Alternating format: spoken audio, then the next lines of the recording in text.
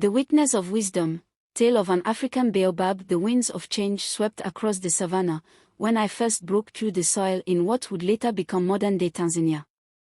It was 1945, and the world beyond our shores was healing from a great war, though here, in the heart of Africa, different struggles shaped the land. I emerged as a tiny sapling, barely noticeable among the tall grasses that danced in the warm breeze of the Serengeti. My first memories are of the gentle hands of Mama Fauha, an elder of the nearby village, who discovered me during one of her morning walks. She recognized me as a baobab sapling and cleared the aggressive weeds around me, giving me space to grow. "You will be here long after we are gone," she whispered, sprinkling water from her gourd around my tender roots. "You will be our keeper of stories." The 1950s brought rapid change to our land. I grew stronger, my trunk thickening with each passing season. The children of the village began using me as a landmark during their games, my growing shadow providing respite from the afternoon sun. Among them was Juma, Mama Firoho's grandson, who would often sit beneath my branches, sharing secrets with the birds that nested in my growing canopy. During these years, I witnessed the last of the great elephant migrations through our lands. Their thunderous footsteps would shake the earth, and their trunks would sometimes brush against my back, leaving behind tales of distant places. The elders said the elephants were becoming fewer, but I still stood as a marker on their ancient paths. The air crackled with excitement in the early 1960s. Groups of people would gather beneath my now substantial shade, speaking in passionate whispers about independence. I had grown tall enough to see the celebrations when Tanzania was born, my leaves rustling with the sounds of freedom songs that echoed across the savannah. But with independence came new challenges. The old ways began to shift. The traditional healers who once collected my bark for medicine now compared with modern clinics. Yet, I remained a constant, my roots growing deeper into the soil of this changing nation. The 1970s brought the greatest test of my young life. The rains failed for 2 successive seasons, and I watched as the land cracked under the relentless sun. Many younger trees withered and died, but we baobabs are keepers of water, and my deep roots helped me endure. The villagers began calling me Moji Asalai, the water tree, as my stored resources helped sustain the community through those harsh times. During this period, I became more than just a tree. My hollow trunk became a storage space for grain, and my shade hosted community meetings where elders discussed survival strategies. I learned the true meaning of my role in the ecosystem, not just as a living being, but as a pillar of community resilience. The 1980s brought new awareness to our land. I grew stronger, my trunk thickening with each passing season. And the stories I held in my rings. Juma led the efforts to protect me, working with conservation groups to declare the area around me a heritage site. "This tree is our history," he would say. "It holds the memories of our grandfathers and the hopes of our grandchildren." As the new millennium arrived, I found myself adapting to yet another role. Young people with cameras and phones would come to capture my image, sharing it across something they call the internet. I became a symbol of resilience, featured in documentaries about climate change and cultural preservation. The children who once played in my shade now brought their own children, but their games had changed. Yet, some things remained constant: the way the sunset painted my leaves gold, the morning dew that collected on my bark, and the endless stories I continued to gather. Now, after 8 decades of witnessing history, I stand taller than ever. My trunk measures several meters in circumference, and my branches create a canopy that shelters multiple generations of wildlife. The grandchildren of those who knew me as a sapling now rest in my shade, sharing stories of how their grandparents helped me grow. I've become more than just a tree.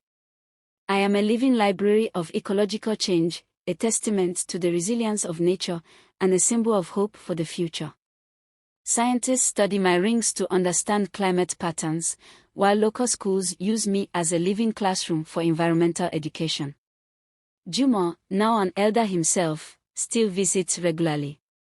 You see, he tells his grandchildren, this tree remembers. It remembers the rains and droughts, the celebrations and struggles. It remembers how we changed, and how we stayed the same. As I enter my 9th decade, I stand as a witness to both change and constancy. The savannas around me continue to transform, but my roots remain deep in the soil of tradition and resilience. New challenges loom: climate change, urbanization, and the struggle to maintain ancient wisdom in a rapidly modernizing world. Yet, like the generations before them, children still play in my shade, elders still share stories beneath my branches, and birds still nest in my canopy. I continue to grow, adding new rings to my trunk, each one a chapter in the ongoing story of this land and its people. In the end, perhaps that is the greatest lesson I can share, that growth and resilience come not just from adapting to change, but from maintaining our connections to the earth, to each other, and to the stories that make us who we are. As the sun sets on another day in the savannah, I stand tall, my branches reaching toward the sky, ready to witness whatever the future may bring, and to continue serving as a guardian of memories for generations to come. One humid morning, as the first rays of sunlight filtered through my leaves, something extraordinary happened. A group of archaeologists, led by Jumo's youngest daughter Amora, made a remarkable discovery near my roots. While conducting a cultural heritage survey, they unearthed ancient pottery shards and tools, suggesting that my location had been a gathering place for centuries before I emerged from the soil. "This is incredible," Amora exclaimed, carefully brushing dirt from a piece of clay that bore intricate patterns. "The tree didn't just choose any spot to grow, it's standing on sacred ground." As they dug deeper, they found more artifacts, bronze bangles, ritual objects, and more significantly, a series of small tablets with markings that match patterns in my bark. The discovery sparked intense interest from historians and anthropologists worldwide, suggesting that ancient civilizations had used trees like me as living markers for their sacred spaces. During the following full moon, something mystical occurred. A group of traditional healers from different parts of Africa made a pilgrimage to me, having heard of the archaeological discoveries. They came from Mali, Ethiopia, Kenya, and even as far as Madagascar, each bringing sacred water from their lands. As they gathered beneath my canopy, they performed a ceremony that hadn't been witnessed in centuries. Their chants merged with the night winds, and fireflies danced through my branches in unusual patterns. The elder said that my branches swayed even though there was no wind. That night, many in the nearby village reported strange dreams of ancient gatherings, as if my roots had broadcast memories stored in the soil beneath. Some swore they heard whispers in forgotten languages carried on the breeze through my leaves. The year brought unprecedented challenges. A powerful mining company discovered valuable minerals in the region and sought to clear the land, including my sacred space. This time, the threat was more serious than ever before. But Amora and Jumo were ready. Using the archaeological evidence and my documented history of ecological importance, they launched a campaign that caught international attention. Environmental activists from around the world began to gather beneath my branches, their tents forming a small village around my trunk. The movement grew into something bigger than just saving one tree. I became a symbol of resistance against the exploitation of Africa's natural heritage. Young people created art, music, and poetry inspired by my story. Social media buzzed with my images and the hashtag #BaobabGuardian trended globally. As the protest movement grew, something unexpected emerged. Elders from various African cultures began arriving, drawn by the energy surrounding me. They came sharing ancient knowledge about baobabs that had been passed down through generations. A Dogon elder from Mali revealed how his ancestors used baobab positions to map star configurations. A Zimbabwean spirit medium demonstrated how the patterns in my bark could be read like a book, telling stories of the land's history. A Maasai elder shared secrets about how baobabs communicate with each other through an ancient underground network. Amora meticulously documented everything, creating a digital archive of traditional knowledge that had never been recorded before.